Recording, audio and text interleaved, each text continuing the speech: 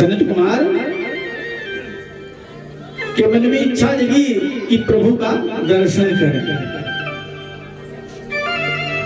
जब वैकुंठ में पहुंचते हैं तो उनके जो पार्षद होते हैं वह जय और विजय दोनों दरवाजे पे खड़े थे और भगवान को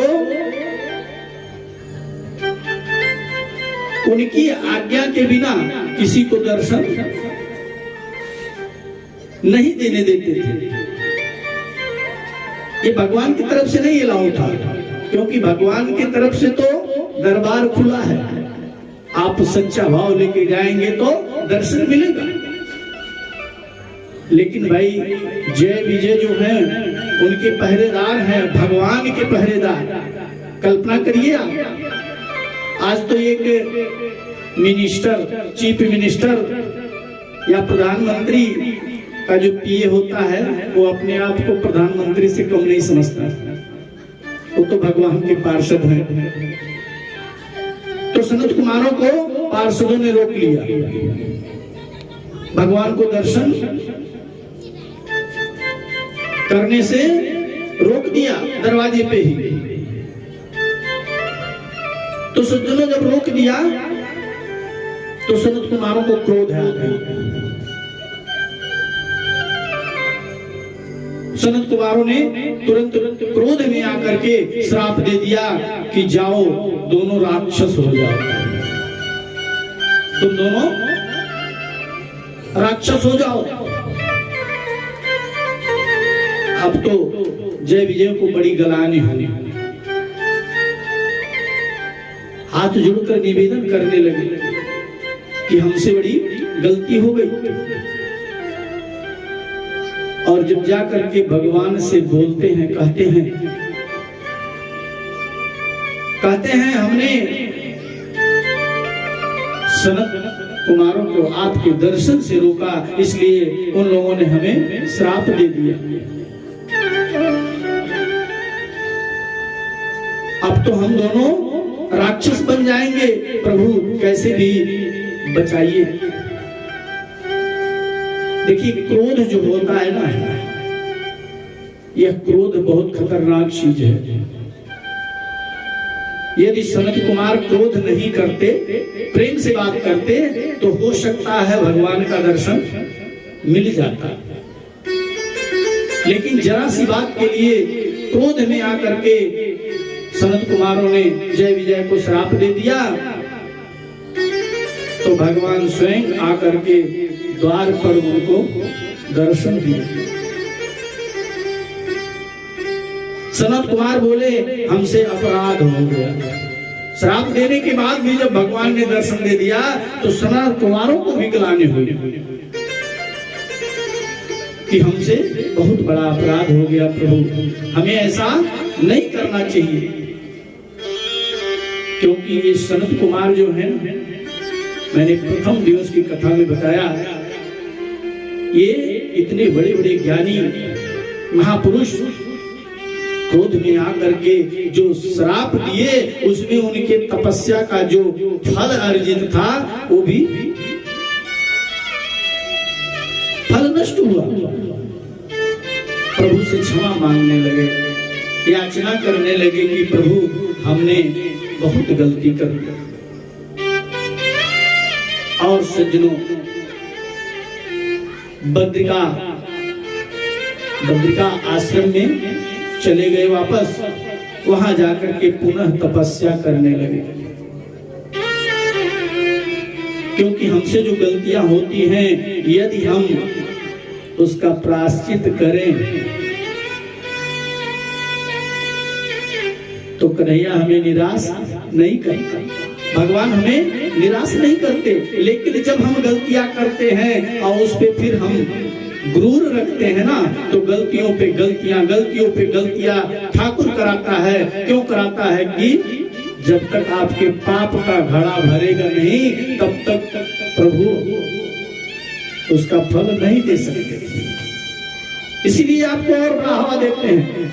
लोग कहते हैं ना कि पाप करने वाला खूब बढ़ रहा है,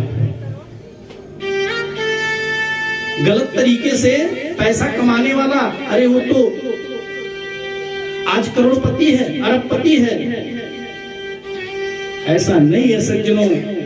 वो यही कारण है कि भगवान पापियों को और बढ़ावा देते हैं, इसलिए देते हैं कि तुम बढ़ो, और जब जब ऊंचाई पे पहुंचता है ना तो नीचे से ही अंत आप लोग देखना। जो जो पाप से कमाते हैं, गलत तरीके से कमाते हैं, उनका अंत अच्छा नहीं होता। शुरू में तो बहुत अच्छा लगता है। जाकर के सनत कुमार बद्री का आश्रम चले गए और अपने जो उनका अर्जित तप था, समाप्त हुआ था, पुनः तपस्या करने लगे। सज्जनों, वही दोनों पार्षद जय और विजय माता दिति के गर्भ में बालक बन करके आए। दोनों का जन्म हुआ। एक का नाम है हिरण्याकश्यप और दूसरे का नाम है हिरण्याक्ष। सनत कुमारों के श्राप का कहते हैं ना, वृथा न जाय देव ऋषि वाणी। अब तो श्राप दे दिया, वह तो व्यर्थ होने वाला नहीं है। आज उसी श्राप के कारण हिरण्याकश्यप और हिरण्याक्ष का जन्म हुआ माता दिति से। मैं जरा आपको स्पष्ट बता दूं, कश्यप जो है ना, कश्यप ऋषि, कश्यप सद्गुण का नाम है। पश्यति इति पश्यक कश्यपः एवं कश्यपः। सद्गुण को हम लोग कश्यप कहते हैं। कश्यप की पत्नी दो हैं, एक दिति और दूसरी अदिति। दिति माने भेद बुद्धि और अदिति माने अभेद बुद्धि। तो दिति के पुत्र होते हैं दैत्य। जहां अभेद बुद्धि होगी वहीं तो दैत्यों की उत्पत्ति होगी। तो दिति से दैत्यों की उत्पत्ति हुई और अदिति से देवताओं की। दैत्यों में हिरण्याकश्यप और हिरण्याक्ष। सज्जनों, हिरण्याकश्यप कहते हैं अभिमान को। जो हमारे अंदर अभिमान आता है ना कि हमारा इतना बड़ा परिवार है, हमारे पास 5-5, 7-7 बेटे हैं, हमें कोई आंख दिखाकर नहीं जा सकता, हम इतने बड़े धनवान हैं, धनाढ्य हैं, मेरे सामने सब बेकार है। तो ये जो अभिमान होता है ना, यही अभिमान रूपी हिरण्याकश्यप है। और हिरण्याक्ष कहते हैं लोभ को। जो हमारे अंदर लोभ प्रकट होता है, हम लोभी हो जाते हैं, उसे हिरण्याक्ष कहते हैं। जहां भेद बुद्धि होगी वहां अभिमान व लोभ दोनों का प्रादुर्भाव होगा। दोनों उत्तरोत्तर बढ़ेंगे।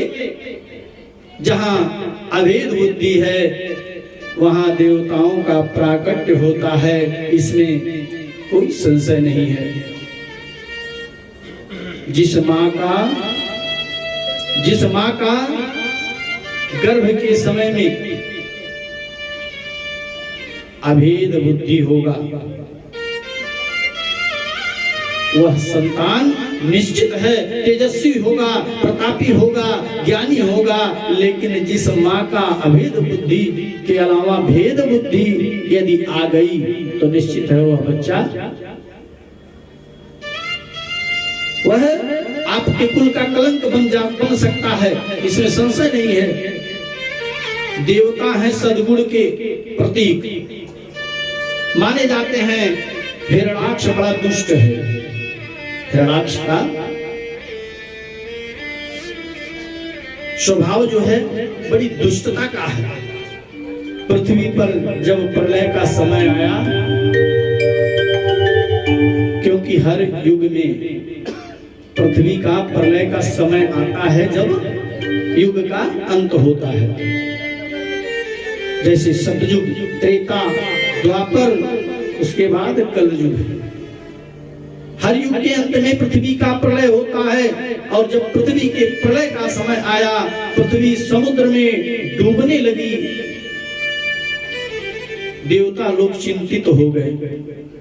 देवताओं में हाहाकार मच गई कि पृथ्वी यदि डूब गई तो प्रलय तो हो जाएगा, कोई बचेगा नहीं।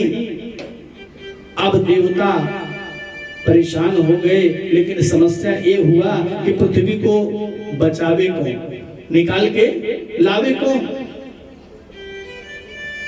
सज्जनों, ब्रह्मा जी बैठे थे और कीर्तन करते करते ब्रह्मा जी के मुख से छींक आ गई।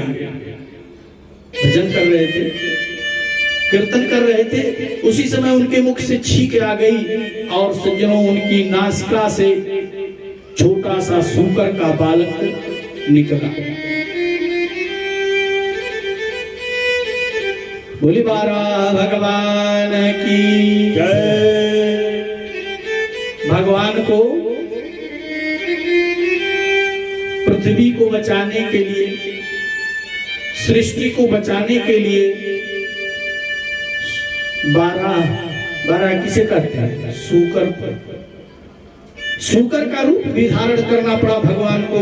और समुद्र में डूबकर 12 भगवान ने जब देखा कि पृथ्वी अब तो डूब जाएगी, उस समुद्र में डूब करके भगवान पृथ्वी को अपनी दष्टांगाओं पे धारण कर लिए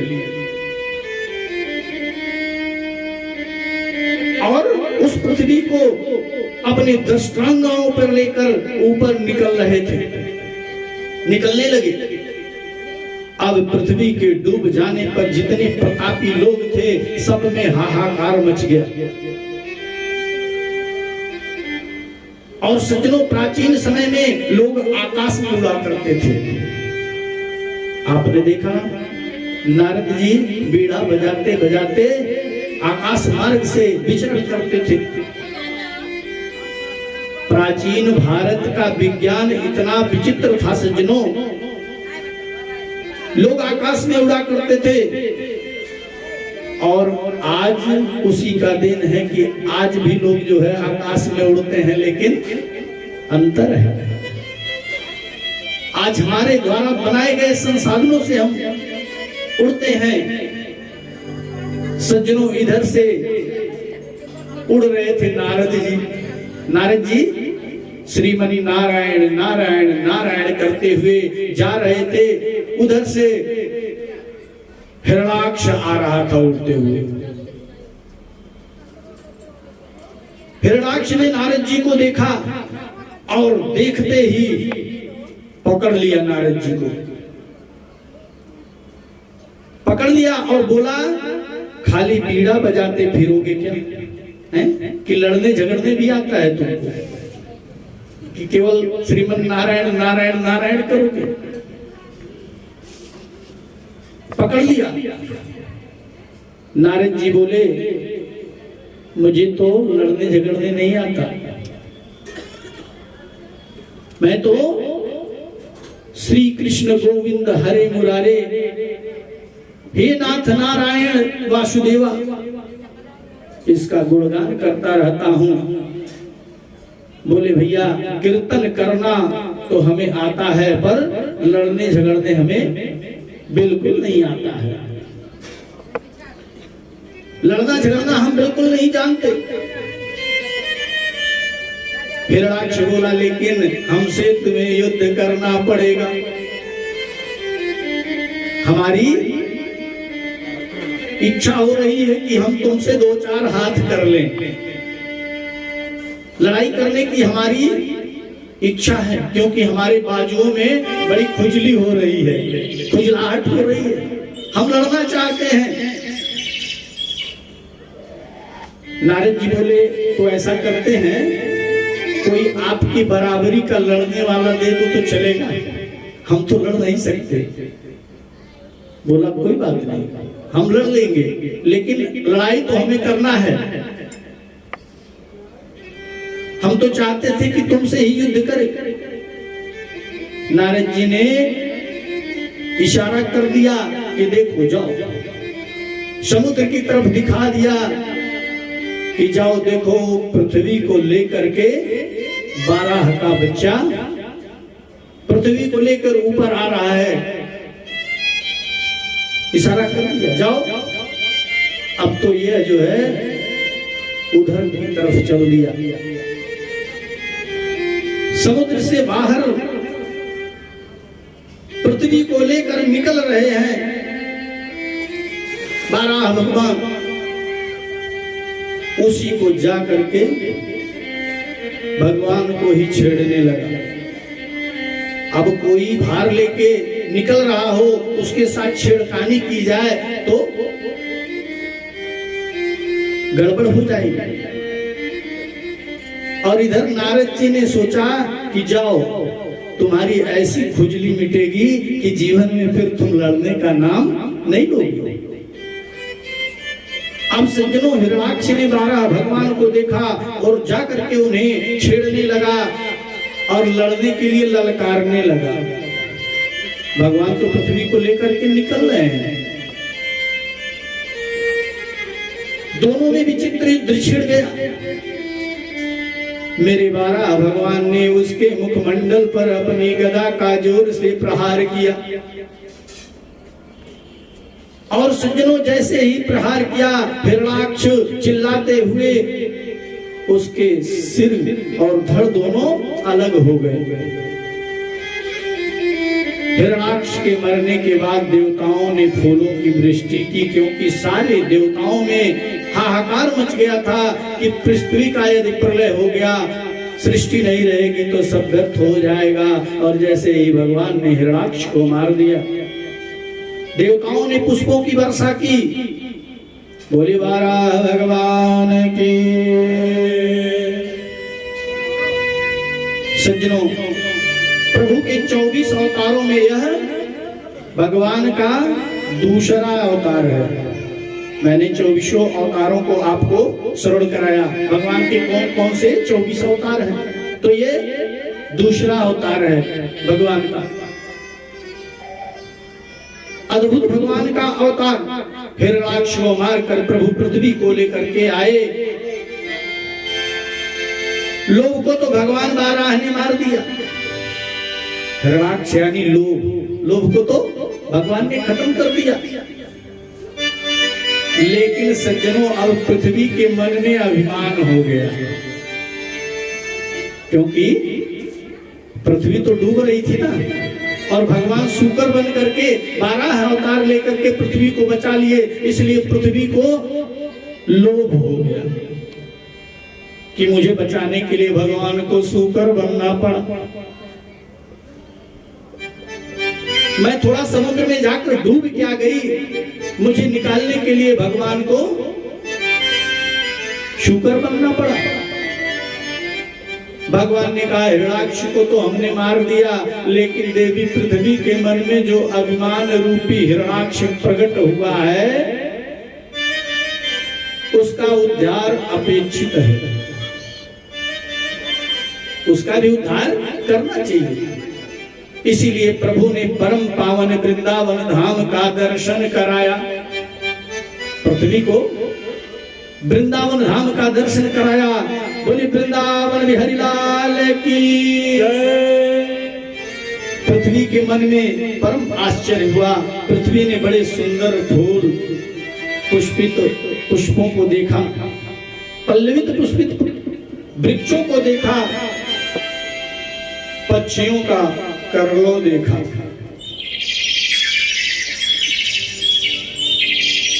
वृंदावन में जब आप जाएंगे तो वहां बड़ा सुंदर लगता है।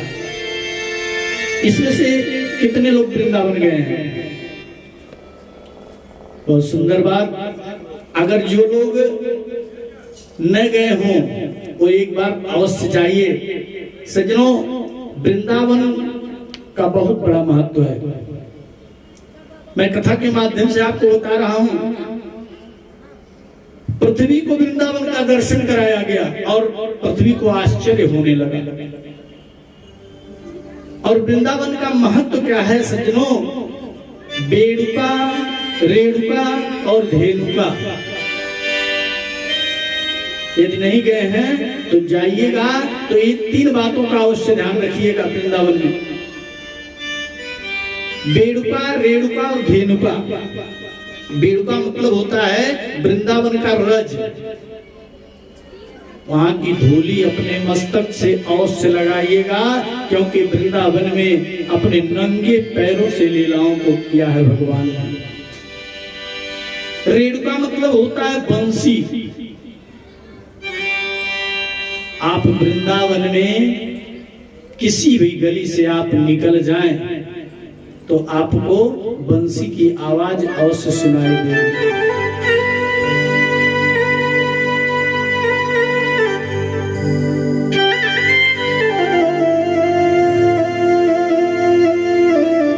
इसमें संशय नहीं है,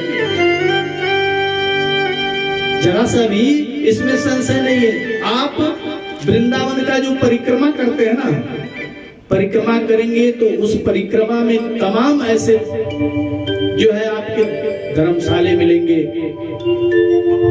तमाम जगह पे कथाएं चलती हैं, कहीं न कहीं से आपको बंसी की आवाज अवश्य सुनाई देगा। ये हो ही नहीं सकता कि वृंदावन में आप जाएं और जो है आपको बंसी की आवाज ना सुनाई दे।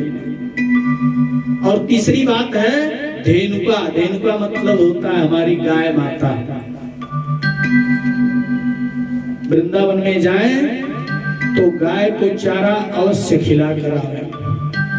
अब आप सोच रहे होंगे चारा कहां से लेके जाएंगे, घर से लेके जाना पड़ेगा क्या?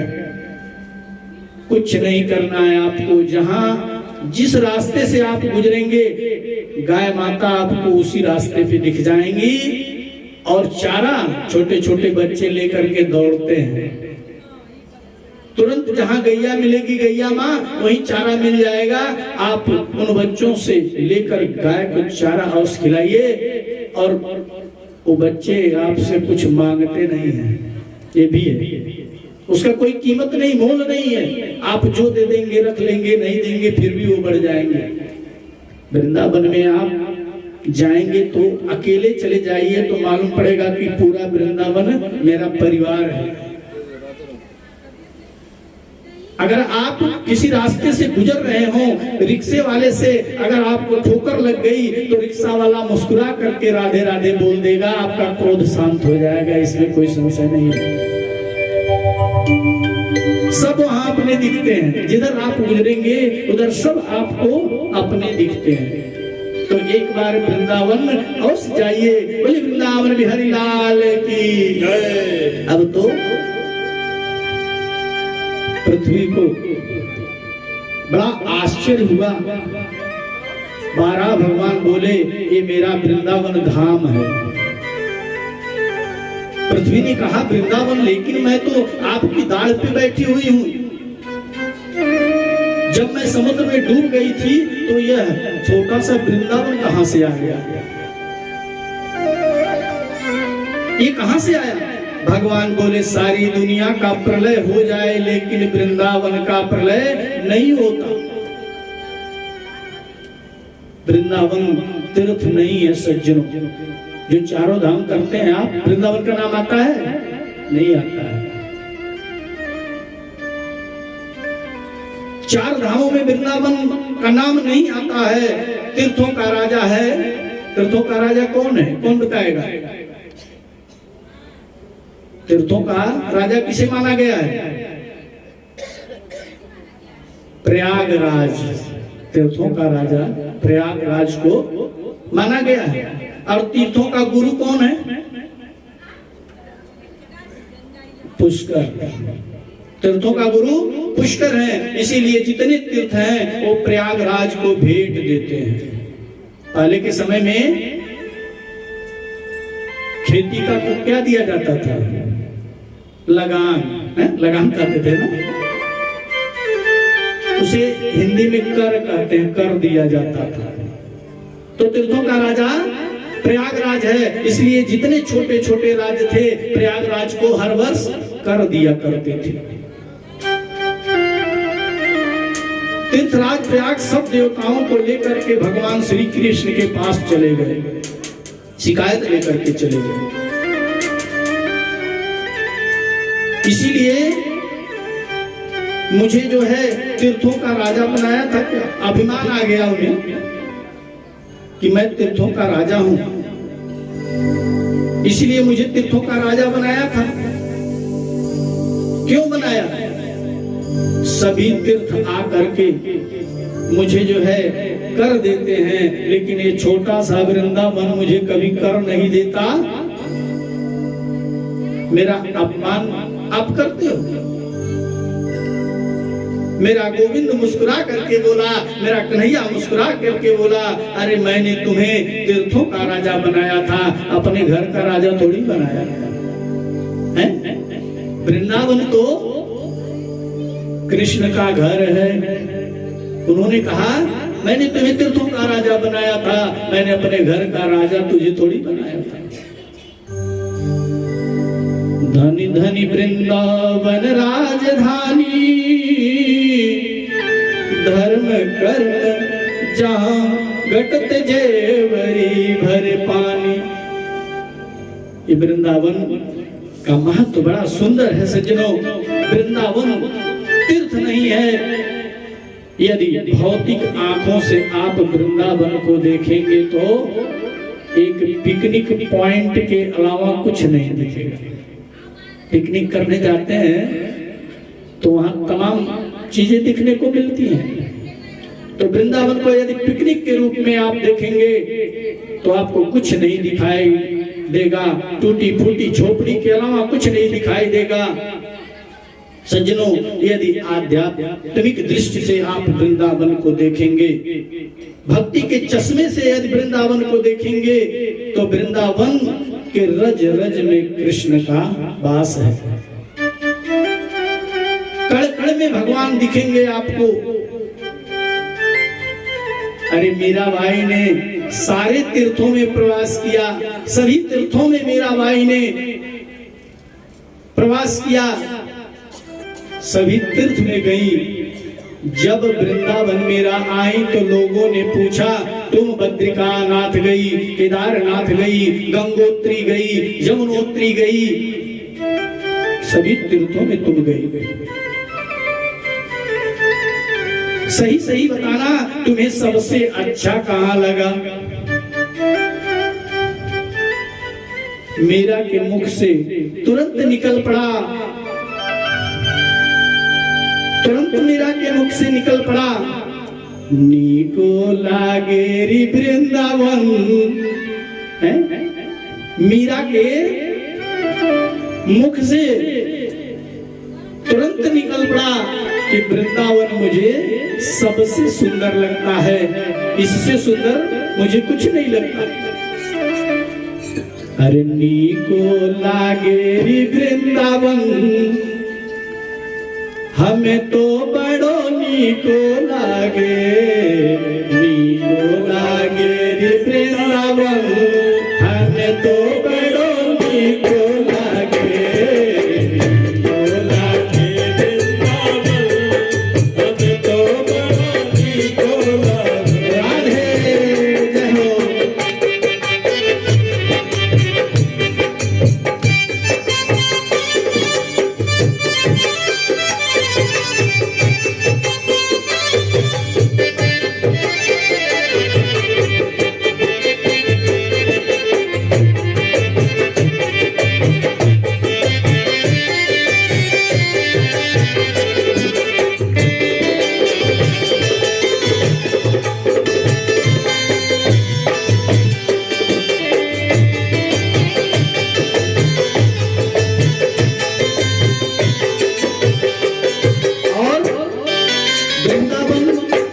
इतना सुंदर क्यों लगता है? कभी आपने कल्पना किया?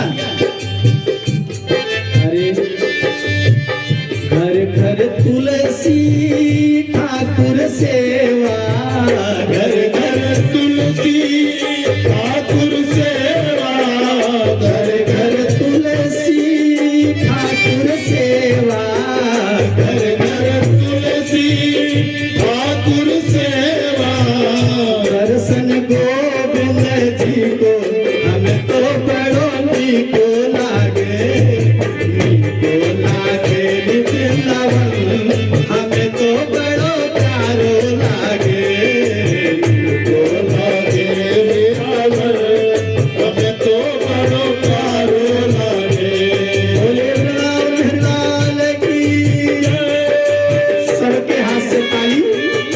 जी, जय हो।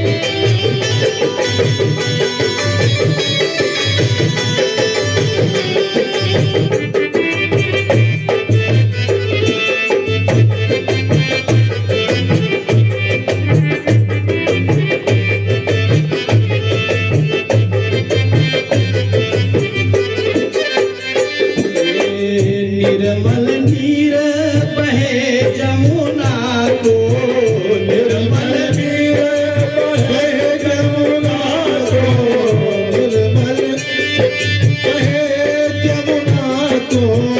वृंदावन में जमुना जी का निर्मल नीर देखने को बड़ा सुंदर लगता है। निर्मल नीर बहे जमुना को, निर्मल नीर बहे जमुना को।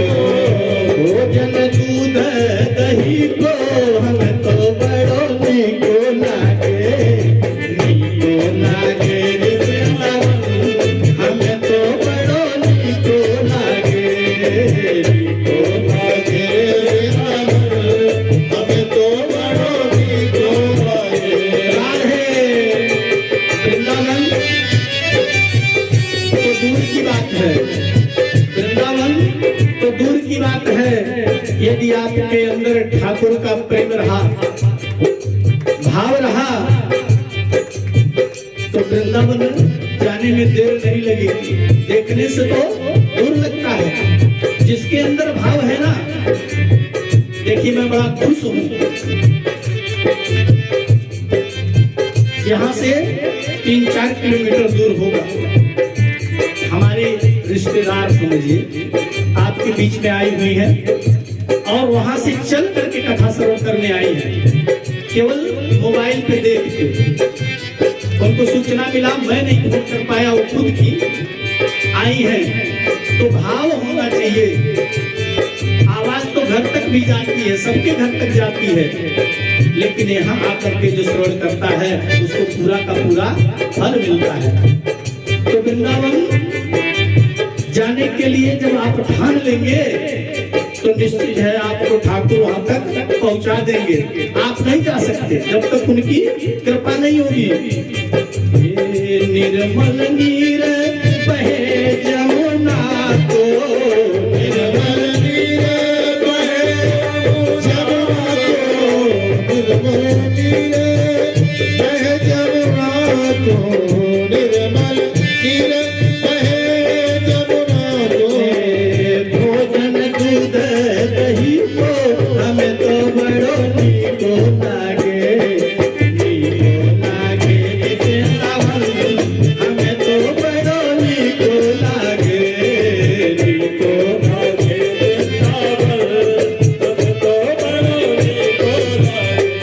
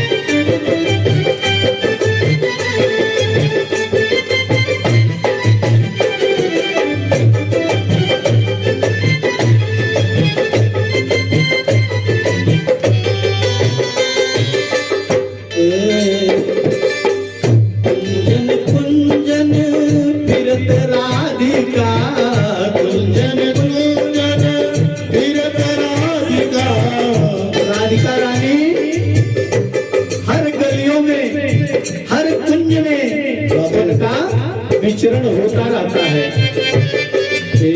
कुंजन कुंजन फिरत राधिका, कुंजन कुंजन फिरत राधिका।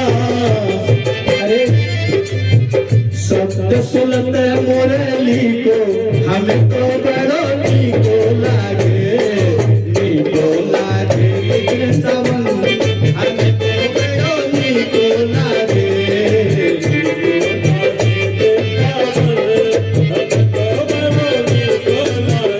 राधे जय हो।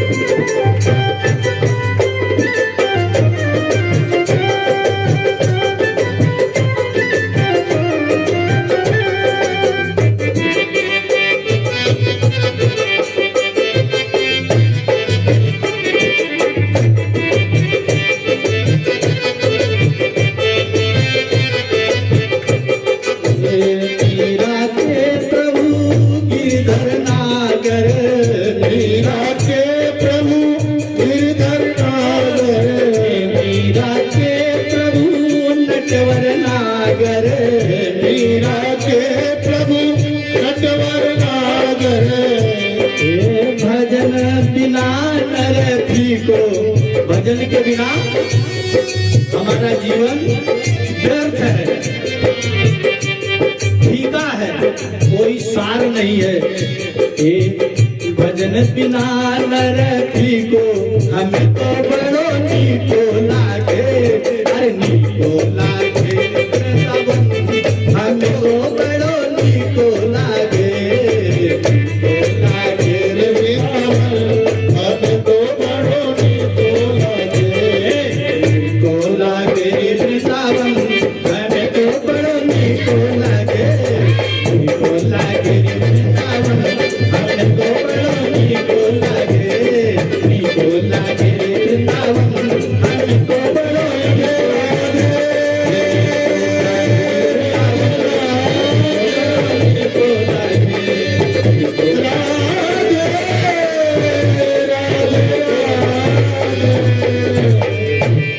राधे राधे, प्रेम से वृंदावन बिहारी लाल की जय।